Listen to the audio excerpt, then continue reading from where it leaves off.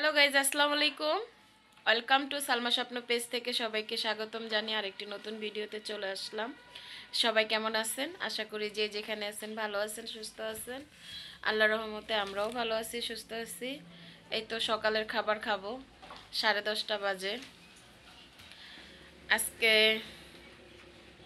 তাড়াতাড়ি সমস্ত কাজ শেষ, সারাদিনের মতো রান্না বান্না, ঘর।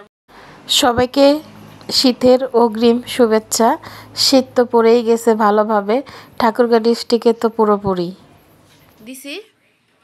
অল্প হয়ে গেছে, অল্প ছিল দেখে অল্প হয়ে গেছে। তো বাঙালির সকালবেলা নাস্তা ভর্তা ভাত। এখানে নতুন আলুর ভর্তা করছি, ডিম ভাজি করছি, সাথে গরম ভাত। আর এখানে মাংস রান্না করছি আলু দিয়ে দুপুরের জন্য, রুহানের জন্য। রুহান তো আবার মাংস ছাড়া ভাত খাইতে পারে না। ভর্তা তেল দিবার একটু, এখনো তো দেওয়ার সময় আছে। খাইতে খাইতে আজকে অনেকটা লেট হয়ে গেছে, কারণ রুহানের স্কুল 10:30টায় ছুটি। রুহানকে আনতে যাই যে রুহান, রুহান তোমার জন্য মাংস রান্না করছি, সাবান দিয়ে হাত ধুয়ে আসো, হাত ধুয়ে এসে ভাত খাবা, নিজের হাত দিয়ে খাবা। কেন? ডিম ভাজি নাও, তোমার জন্যই ডিম ভাজি করছি। ফুলা ফুলা লাগতেছে কি পেট। ডিম ভাজি নাও।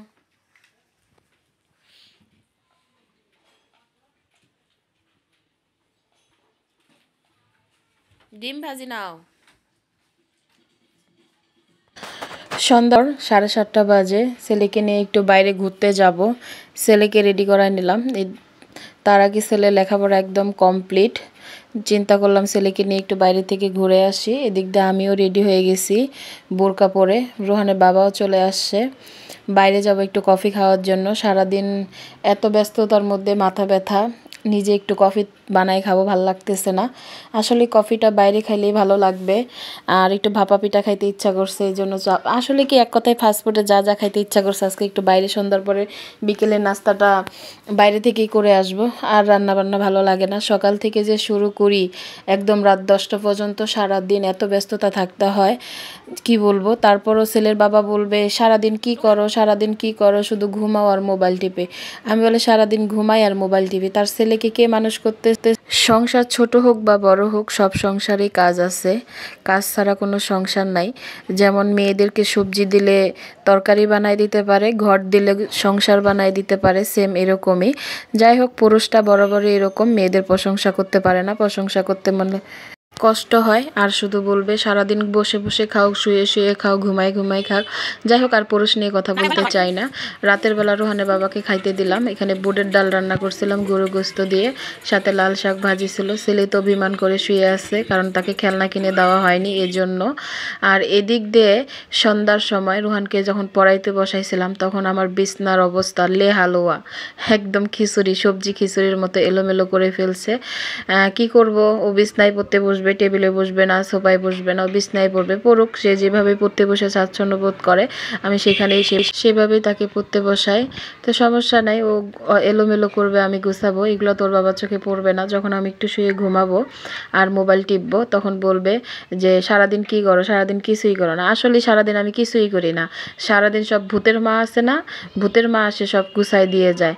তো সন্ধ্যার আগে, বেরোনোর আগে আগে ঘরটা কমপ্লিট করে গুছাই নিলাম। বেডরুমের অবস্থা, সোফার অবস্থা, সারাদিন রোহান এগুলো এলোমেলোই করবে আর আমি গুছাবই। দেখেন, এলোমেলো তো একটা মাত্রা থাকা উচিত। স্বামীর সাথে তো যুদ্ধ করতে হয়, তারপরও কিছু প্রতিবেশী আছে, প্রতিবেশীদের কথা শুনতে হয়। প্রতিবেশীরা আসলে ভুলে যায় যে যেদিন ঘর গোছানো থাকে সেদিন আর প্রতিবেশীরা আসবে না, যেদিন ঘরটা একটু এলোমেলো থাকবে সেদিনই প্রতিবেশী চলে আসবে বেড়াইতে। তার মধ্যে তো কিছু প্রতিবেশী আছে, যেদিন দেখবেন ঘর গোছানো থাকবে সেদিন কোনো প্রতিবেশী আসবে না ঘরে বেড়াইতে, চা খাইতেও আসবে না, কফি খাইতেও আসবে না। রুহানের খাওয়া দেখে কেউ আবার হাসিয়েন না যে কিভাবে খাচ্ছে। আসলে ও যেভাবে খেতে স্বাচ্ছন্দ্য বোধ করে সেভাবেই সে বার্গারটা খাচ্ছে। সে রুহানের বার্গার খাওয়াটা আপনাদের সাথে শেয়ার করলাম। কেমন হইলো অবশ্যই কমেন্ট বক্সে জানাবেন। আর হ্যাঁ, সবাই ভালো থাকবেন, সুস্থ থাকবেন। আর আমাদের ভিডিওটি দেখার জন্য ধন্যবাদ। আল্লাহ হাফেজ।